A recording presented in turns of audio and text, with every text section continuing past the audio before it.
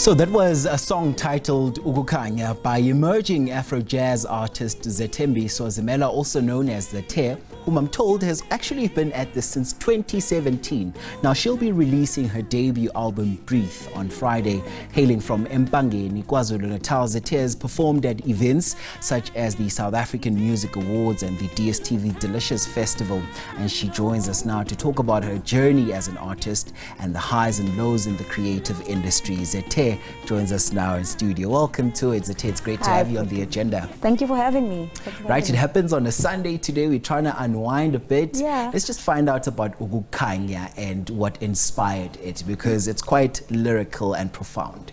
Yeah, so Ukukhanya is from my upcoming album. It's a beautiful song that speaks about the coming of light. You know, it does have deeper meaning. Of course, art is subjective, but it does have deeper meaning in the fact that, you know, it's a plea for light, you know, a plea from someone who's going through a lot and literally begging for a better day, literally begging for some hope, some love, and for Ukukhanya, which is light, to just shine on them. And take us through your creative or writing process, because you hear many artists say their process is quite a specific process, that they go through emotions and they absorb everything. Maybe if you could just give us an overview, a picture of what yours looks like. I think with every project it has been different. Specifically for this one, I must be honest that it's quite a vulnerable project, quite a vulnerable album. I did find myself during COVID, like any other artist, going through a lot. And in that same year, I also fell pregnant. It was just a lot for me as an artist. And I found myself journaling a lot. When I eventually decided, okay, I'm ready to get back in the industry, I looked at these diary pieces, diary entries, whatever you want to call them, and I said, these are so beautiful. I want to convert them to my album. And literally, when someone will be listening to my album, they'll be going through my diary entries and everything I went through during that period.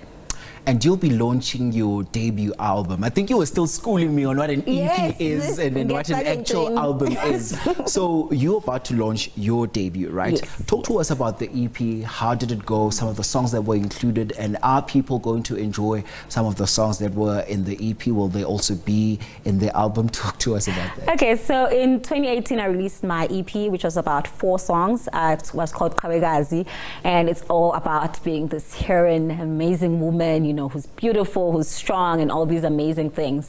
I was 25 years old then. I'm 32 now. You could see the massive gap in between that, and I've went through a lot, and it's a very special project to me. It's what I introduced myself to the industry with. But these projects are completely different. These are 2 different times in my life, and I'm so excited to also see my audience transition with me. I'd actually encourage people while they wait for the album to go and listen to the EP. It's on all digital platforms, but it's actually a great transition as an artist for me to see myself grow from that 25-year-old Zethe who just stepped in the industry, who was bold, I still am, and just wanted to shine through and show everyone that I'm here. And you know, now I feel I'm in a more comfortable state. I'm still hungry, but I'm not desperate or anything. I really took my time with this album. It took me 3 years to write and produce it with the people that I worked with. So it's really a nice transition for me between the 2 projects. Yeah, so you're able to absorb everything that came with the EP. Spot on, yeah. No, that's good. But also, why the music industry, and how did you get into it? Because I'm sure you could have picked any other field to get into. You know, I could have been a newsreader and stuff, but here I am. You know, I mean, for also Black people, you know, being in the creative industry as a whole, not just singing, you know, artists and all of that, it is first difficult to just convince your parents, you know, convince your community that this is what I want to do, because what do you mean? You know, how do you keep everyday life going, you know? But I have a very strong mom who really believes in me. My mom believes that anything is possible. I pitched this to her straight during matric year, and I could see she's just like, you know, I don't know, girl.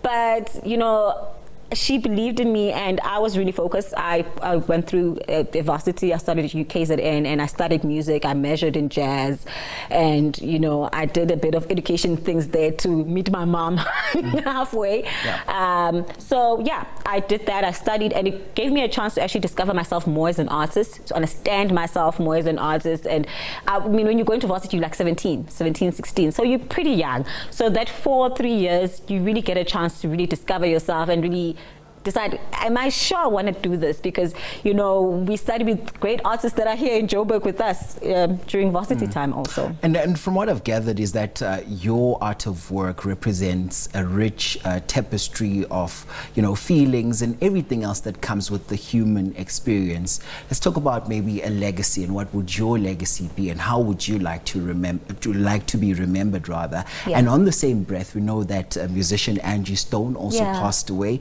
Let's get your reaction to that as well as a musician. I was really heartbroken. I was a big fan. She wrote beautiful music, you know. It's really sad, you know, that we've came to this point, but she's left an amazing legacy. She was a beautiful writer, and there are talks around, you know, is her legacy being represented well, you know, but she did her part. It was beautiful, and I would like to be remembered in a very special way also, because I believe I put my heart into my artistry, and with hopes that the next person could feel it also, could help them get through whatever they're going through at that point. But it's always up to the consumer at the end of the day. You know, you could write, you could put it down, you could express, you could perform your heart out, but it's up to the person who's consuming how they. That's the thing about art, it's so subjective, you know. I could come here and say Ukukhanya to you, and you'd be like, I was sing Disco Lights, and I'm sitting here, that's not exactly what I meant. And yeah, still on that, actually, I need to find out from you, because you did touch on her legacy, well, Angie Stone's legacy, and how it's being represented right now. Yeah. She was quite a vocal female artist, and spoke on end about taking charge of the business side of things as well. What would you say to that? Because I know she was very vocal. Are you one of those artists who are very vocal and take charge of your craft? Yes, I am very big on that, and it's a very tricky line, because the music industry is a very hard industry. It's cutthroat, you know, and especially when you tap into record labels, and you know, I'm an independent artist. I could put that out there. I'm not closing it off that I want to be signed one day or have some sort of deal in whatever way. It just, I think things have just not aligned. I haven't found a perfect match for me in that regard. But it's very hard for artists, you know. There's hunger also, literal hunger, when you're depending on the music, it being your sole bread and butter for you. It can be very difficult. And artists can be put in a position where they can overlook certain lines, you know. They're like, this is my breakthrough, this is what I really need. Yeah. And you could look certain parts of a contract and all of that. It's a sticky situation.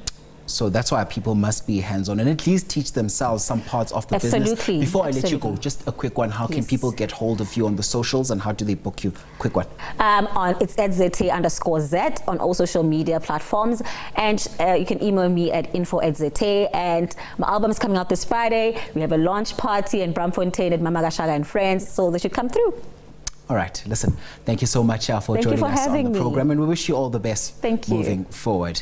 That was, of course, Zethe, who will be releasing her debut album, Breathe, on Friday.